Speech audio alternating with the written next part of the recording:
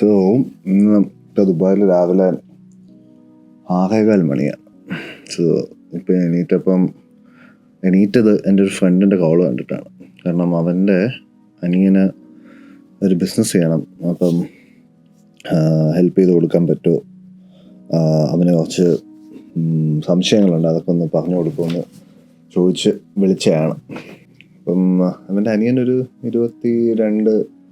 21-22 വയസ്സ് വരും. അപ്പം അവന് ഫുൾ സംശയം, ഒരു ബിസിനസ് എങ്ങനെ ചെയ്യാം, അതായത് അവനൊരു ഓപ്പർച്യൂണിറ്റി വന്നു, അതെങ്ങനെ ചെയ്യാം, ലാഭം ഉണ്ടാവുമോ, ഇവൻ ജോലിക്കൊന്നും പോകുന്നില്ല. അപ്പം ഇത് എങ്ങനെ ചെയ്യണം, എത്ര രൂപ ഇൻവെസ്റ്റ് ചെയ്യണം, രൂപ വേണോ, രജിസ്റ്റർ ചെയ്യണോ, അങ്ങനെ ഫുൾ സംശയങ്ങൾ അങ്ങനെ ചോദിച്ച് വിളിച്ചതാണ്. ഞാൻ എല്ലാം പറഞ്ഞു കഴിഞ്ഞു. അങ്ങനെ അവൻ്റെ അനിയൻ വിളിച്ചു. പിന്നെ അപ്പം പറഞ്ഞു കഴിഞ്ഞപ്പോൾ ഞാൻ ആലോചിച്ചു, ഇത് കുറേ പേർക്ക് ഉപയോഗപ്പെടുമല്ലോ എന്ന് വിചാരിച്ച് ഇരുന്നപ്പോഴാണ് സൈഡിൽ ക്യാമറ ഇരിക്കുന്നത് കണ്ടാകുമ്പോൾ അങ്ങനെ ഞാൻ ചുമ്മാ എടുത്തു നോക്കിയതാണ്. അപ്പം ഞാനും അവനും നമ്മളുള്ള എന്താ പറഞ്ഞതെന്നുള്ളത് ഞാൻ ചുമ്മാ ഒരു ചെറിയൊരു വീഡിയോയിലൊന്ന് പറഞ്ഞുതരാം. ഞാൻ പക്ഷെ ആദ്യം ഒന്ന് മുഖമൊക്കെ കഴുകി ഒരു കോഫിയൊക്കെ എടുക്കട്ടെ, കുറച്ച് വെള്ളം കുടിക്കണം. ഓക്കെ, സോ നമുക്ക് നാരങ്ങ വെള്ളം കുടിക്കാം. വെള്ളം എടുക്കട്ടെ. ആക്ച്വലി വെള്ളമില്ല.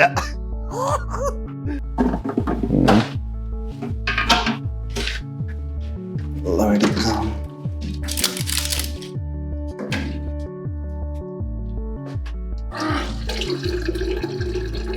ഇനി നമുക്ക് ലൈം ഉണ്ടാക്കാം. ഈ വെള്ളം ചൂടാവുന്ന സമയത്ത് നമുക്ക് നാരങ്ങയൊക്കെ പിഴിഞ്ഞ് സെറ്റ് ചെയ്യാം.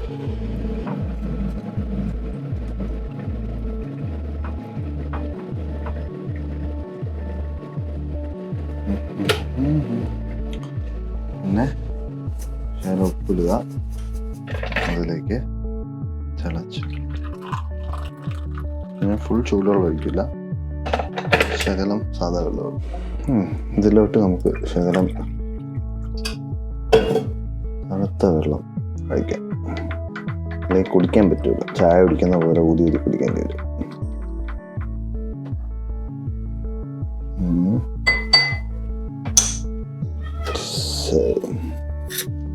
ഇത് കുടിക്കാം. Not bad. സോ ഞാൻ ഇതിനെ കുറിച്ച് പറഞ്ഞുതരാം.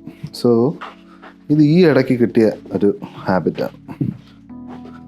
സോ ഇപ്പോൾ രാവിലെ വെള്ളം കുടിക്കുന്നത് പോലെ തന്നെ എനിക്കിപ്പം ഇങ്ങനത്തെ തക്കാളി കഴിച്ചുകൊണ്ടാണ് ഇപ്പം എൻ്റെ ദിവസം തുടങ്ങുന്നത്. സോ ഇതിപ്പം പൊതുവേ ഞാൻ ബ്രേക്ക്ഫാസ്റ്റ് കഴിക്കുന്നത് ലേറ്റ് ആയിട്ടാണല്ലോ, അല്ലെങ്കിൽ ഉച്ചയ്ക്ക് 12 മണിക്കൊക്കെയാണ് ബ്രേക്ക്ഫാസ്റ്റ് കഴിക്കുന്നത്. അപ്പം രാവിലെ ഈ കുട്ടി തക്കാളിയുണ്ട്, ക്യാൻഡി ടൊമാറ്റോ എന്നൊക്കെ പറയും, അല്ലെങ്കിൽ ചെറിയ തക്കാളി ബേസിക്കലി. പക്ഷേ ഇത് സാധാ തക്കാളിനെക്കാട്ടിലും നല്ല മധുരമാണ്. അപ്പം ഇതാണിപ്പം എല്ലാ ദിവസവും രാവിലെ കഴിക്കുന്നത്. ഒരു 4-5 എണ്ണം കഴിക്കും. ജസ്റ്റ് എൻ്റെ ഫുൾ വെള്ളമാണല്ലോ ബേസിക്കലി. അപ്പം അതുകൊണ്ട് നാരങ്ങ വെള്ളത്തിൻ്റെ കൂടെ ഇതും രാവിലെ കഴിക്കുന്നൊരു ശീലമുണ്ട്. ഇപ്പോൾ ദുബായിലെ സമ്മർ തുടങ്ങി. അപ്പം നേരം രാവിലെ വെളുക്കും. ഇത് വളരെ ചെറിയ തക്കാളിയാണല്ലോ, ഭയങ്കര മധുരമാണത്. ഇത് ഇൻഫാക്ട് ഇവിടെ കിട്ടുന്ന ചില സ്ട്രോബെറിനെക്കാട്ടിലും മധുരമാണ് ഈ ടൊമാറ്റോയ്ക്ക്. അപ്പം അതൊക്കെ ഇനി ഇടയ്ക്ക് ഞാൻ കുറേ നാൾ ഡേറ്റ്സ് കഴിക്കുമായിരുന്നു. പക്ഷെ ഡേറ്റ്സ് കഴിച്ച് ബോർ അടിച്ചപ്പോഴാണ് വേറെ നല്ല ബ്രാൻഡൊന്നും കിട്ടുന്നില്ല ഡേറ്റ്സിന്. സോ ഞാൻ പറഞ്ഞു വന്നത്, സോ ഇവൻ ഒരു ഇ കൊമേഴ്സ് ബിസിനസ് നാട്ടിൽ തുടങ്ങാനുള്ള ഒരു ഓപ്പർച്യൂണിറ്റി കിട്ടി. അതായത് ഒരു പ്രോഡക്റ്റ് അതിന് നല്ല ഒരു സപ്ലയറിനെ കിട്ടി. അപ്പം ആക്ച്വലി ആ സപ്ലയറിനെ അവനൊരു സ്ഥലത്ത് വെച്ച് ബാംഗ്ലൂർ വെച്ച് കണ്ടപ്പം ആ സപ്ലയർ ഇങ്ങനെ നല്ല റേറ്റിന് സാധനം കൊടുക്കാമെന്ന് പറഞ്ഞപ്പം ആണ് അവൻ ഇതിനെക്കുറിച്ച് ആലോചിച്ചത് തന്നെ. അല്ലാതെ സാധാരണ ആൾക്കാരെ പോലെ തിരിച്ചല്ല. അതായത് എനിക്ക് ഇന്ന ബിസിനസ് തുടങ്ങണം, ഞാൻ സപ്ലയറിനെ പോയി കണ്ടുപിടിക്കട്ടെ എന്ന് പറഞ്ഞ് പോയതല്ല. സപ്ലയറിനെ കിട്ടിയപ്പം ഇവൻ ഓക്കെ എന്തുകൊണ്ട് ചെയ്തുകൂടാന്നൊരു ഓപ്പർച്യൂണിറ്റി വന്നു. ആ ചെയ്യാൻ പോയ സാധനം ഇവൻ തപ്പിപ്പോയപ്പം ആ ഒരു പ്രോഡക്റ്റിൻ്റെ ഒരു ഓപ്പർച്യൂണിറ്റി ഉണ്ട് നാട്ടിൽ, എസ്പെഷ്യലി ഇന്ത്യയിൽ, എസ്പെഷ്യലി മെട്രോ സിറ്റീസിൽ. അപ്പം അതുകൊണ്ടാണ് അവൻ ഇതിനെക്കുറിച്ച് വന്നത്. പക്ഷേ ഈ പ്രോഡക്റ്റിനെ കുറിച്ചോ അല്ലെങ്കിൽ ഈവൻ ചെയ്യാൻ പോകുന്ന കാറ്റഗറിയെ കുറിച്ചോ അല്ലായിരുന്നു എൻ്റെ സംശയം മൊത്തം. എൻ്റെ സംശയം മൊത്തം ഒരു ബിസിനസ് പെർസ്പെക്റ്റീവിലായിരുന്നു. അതുകൊണ്ട് ഞാൻ ആ പ്രോഡക്റ്റ് എന്താണെന്നോ അതിനെക്കുറിച്ചൊന്നും ഞാൻ പറയുന്നില്ല. പക്ഷേ ഒരു 18-നും 25-നും ഇടയിൽ ഉള്ള നാട്ടിലുള്ള ഇന്ത്യയിലുള്ള ആൾക്കാർക്ക് വരാൻ സാധ്യതയുള്ള കുറേ സംശയങ്ങളായിരുന്നു ഇവൻ ചോദിച്ചത്. അപ്പം നാട്ടിൽ എനിക്കും ഈ പ്രായത്തിൽ ഇങ്ങനത്തെ സംശയങ്ങളുണ്ടായിരുന്നു. പക്ഷേ അന്ന് ഇന്നത്തെ പോലെ ഡയലോഗോ അല്ല, അന്നും ഓപ്പർച്യൂണിറ്റീസ് ഒക്കെ ഉണ്ടായിരുന്നു. അല്ല, അന്നും നമുക്ക് റിസോഴ്സസ് ഒക്കെ അവൈലബിൾ ആയിരുന്നു. പക്ഷേ എന്താ പറയുക, ഇപ്പം ഇന്നത്തെ പോലെ ചിലപ്പോൾ യൂട്യൂബിൽ നിന്ന് കിട്ടില്ലായിരിക്കും. പക്ഷേ നമുക്ക് കുറച്ചുകൂടെ, ഇപ്പം ഞാൻ അന്ന് നാട്ടിലായിരുന്നു, അപ്പോൾ നമുക്ക് ഒത്തിരി ആൾക്കാരുമായിട്ട് പെട്ടെന്ന് കണക്ട് ചെയ്യാൻ പറ്റും.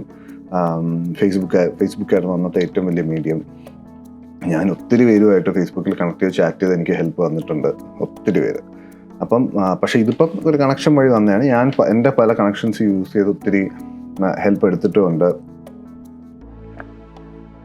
അപ്പം ഇവൻ്റെ മെയിൻ ഒരു സംശയം എന്ന് വെച്ചാൽ, ഈ ബിസിനസ് തുടങ്ങണമെങ്കിൽ എന്ന് വെച്ചാൽ, ഇപ്പോൾ ലെറ്റ്സ് സേ ഒരു വെബ്സൈറ്റ് ഉണ്ടാക്കി, അതിപ്പോൾ ഷോപ്പിഫൈയിലാണെങ്കിലോ WooCommerceലാണെങ്കിലോ ഒരു വെബ്സൈറ്റ് ഉണ്ടാക്കി ആ സാധനം അതിൻ്റെ അകത്ത് അപ്പ് ചെയ്ത് ഒരു ആഡൊക്കെ റൺ ചെയ്ത് ഒരു റീജിയനിൽ നിന്ന് സെയിൽ എടുക്കാൻ ലൈസൻസ് വേണമെന്നുള്ളതാണ്.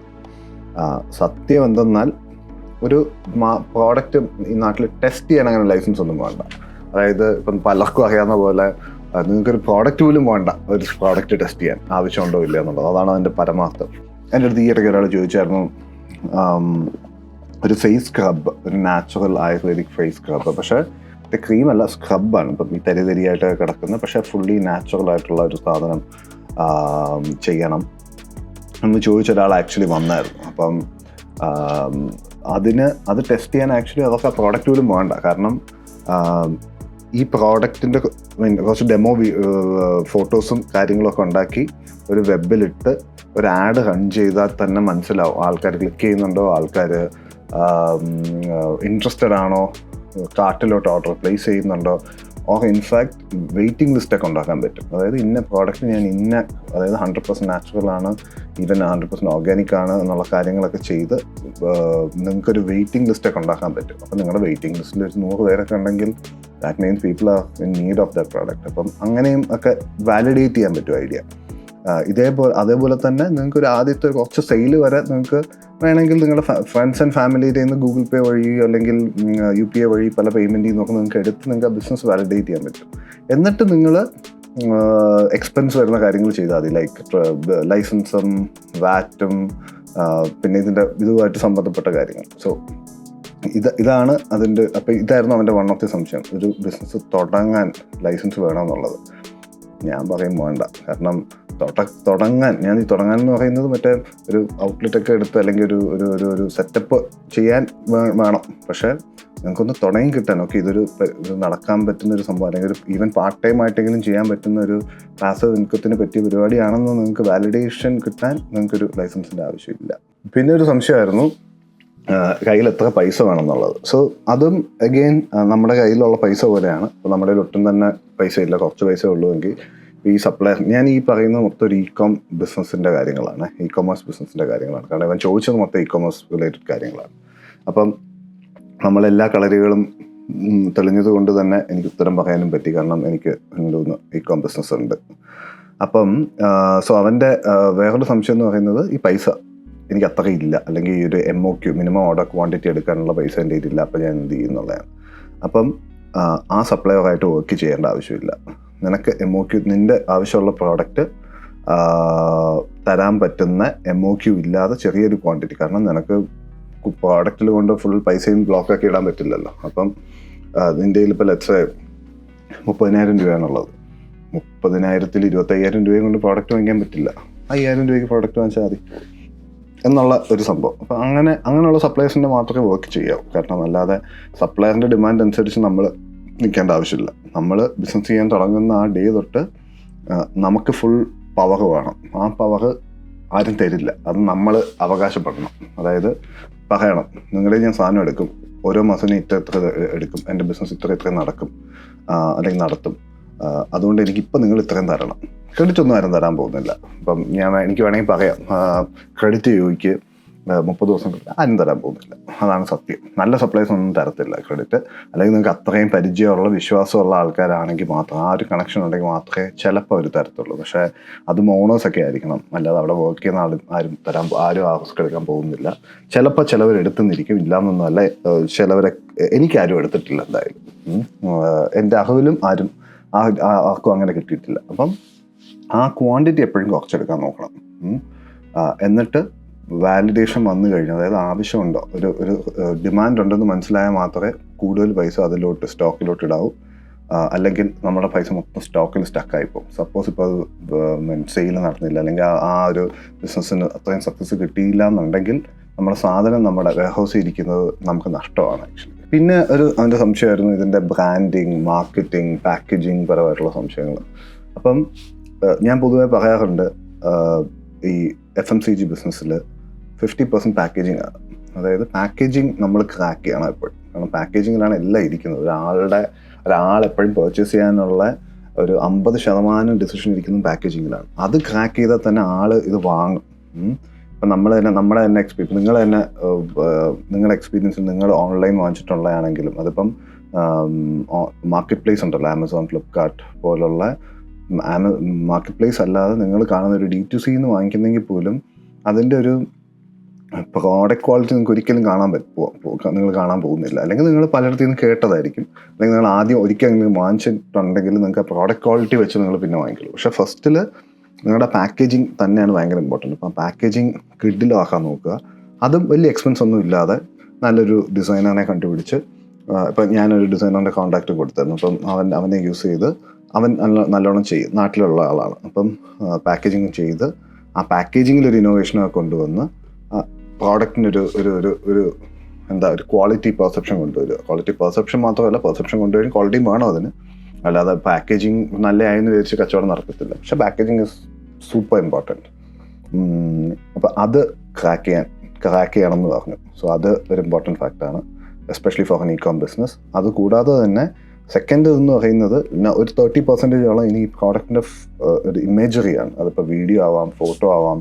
കാരണം ഈ പ്രോഡക്റ്റ് കാണുമ്പം തോന്നണം, ഓക്കെ ഇതൊരു ക്വാളിറ്റി സംഭവമാണെന്നുള്ളത്. കാരണം നിങ്ങൾ പാക്കേജിങ് എത്ര നല്ലതായിട്ട് ചെയ്തിട്ടും നിങ്ങളുടെ ആ ഫോട്ടോയോ വീഡിയോ ഫോട്ടോ നിങ്ങൾ നല്ലോണം ഇ-കോമിൽ ഇട്ടില്ലെങ്കിൽ ഈ നമ്മൾ ഉദ്ദേശിച്ച സംഭവം കിട്ടില്ല ആക്ച്വലി. അപ്പം അതാണ് വേറൊരു സംഭവം. ഇനി നിങ്ങളിതെല്ലാം ചെയ്ത് സാധനവും നമ്മൾ നല്ല സപ്ലയറിനെ കിട്ടി, നമുക്ക് വലിയ കാശൊന്നുമില്ല, നമുക്കൊരു ചെറിയൊരു പ്രോഡക്റ്റ് കിട്ടി, പാക്കേജിങ് കണ്ടുപിടിച്ചു, നല്ല ഫോട്ടോഗ്രാഫി ചെയ്തു, മിനിമം ചെറിയൊരു വെബ്സൈറ്റ് നമ്മൾ ഷോപ്പിഫൈയിൽ സെറ്റ് ചെയ്തു. ഇനി ബിസിനസ് വരണം. ബിസിനസ് എങ്ങനെ വരുന്നുള്ളതാണ്. അപ്പോൾ ബിസിനസ് വരാൻ ഒത്തിരി സെയിൽസ് ചാനൽസ് ഉണ്ട് ഒത്തിരി. അതായത് ഇ-കോം ഒരു ചാനലാണ്. പിന്നെ ചിലവർ ഈ ട്രേഡ് ഷോസിലും കുട്ടി ഇവൻറ്റ്സിലും ഒക്കെ സാധനം കൊണ്ട് വിൽക്കുന്നത് കണ്ടിട്ടുണ്ട്. പിന്നെ ഇപ്പം ഞാൻ നേരത്തെ പറഞ്ഞ പോലെ ആമസോൺ, ഫ്ലിപ്കാർട്ടിലൊക്കെ പ്രോഡക്റ്റ് ഇടുന്നത് കണ്ടിട്ടുണ്ട്. അപ്പം ഞാൻ ഇവൻ്റെ അടുത്ത് പറഞ്ഞത് ഇവൻ്റെ പ്രോഡക്റ്റ് ആമസോണിൽ വിൽക്കാൻ പറ്റും, എൻ്റെ സ്വന്തം ഇ-കോമിൽ വിൽക്കാൻ പറ്റും. അപ്പം ഈ 2 സെയിൽസ് ചാനൽസായി. സോ ഈ ആമസോണിൽ നമ്മൾ വിൽക്കണമെങ്കിൽ, സെയിൽ കൂട്ടണമെങ്കിൽ അതിൻ്റേതായിട്ടുള്ള കുറച്ച് കാര്യങ്ങളുണ്ട്. അത് പക്ഷേ ഒരു വലിയൊരു സംഭവമാണ്. അത് പക്ഷേ ഇപ്പോൾ ഞാൻ പറയുന്നില്ല. പക്ഷേ അതിൻ്റെ അകത്ത് നമുക്ക് കുറച്ച് PPC ആഡ്സും അത്യാവശ്യം കീവേഡ് ഒപ്റ്റിമൈസേഷനും ഒക്കെ ചെയ്താൽ തന്നെ ആമസോണിൽ നിന്ന് അത്യാവശ്യം നമുക്ക് ഇംപ്രഷൻസ് കിട്ടും, അതായത് കുറച്ച് വ്യൂസ് കിട്ടും.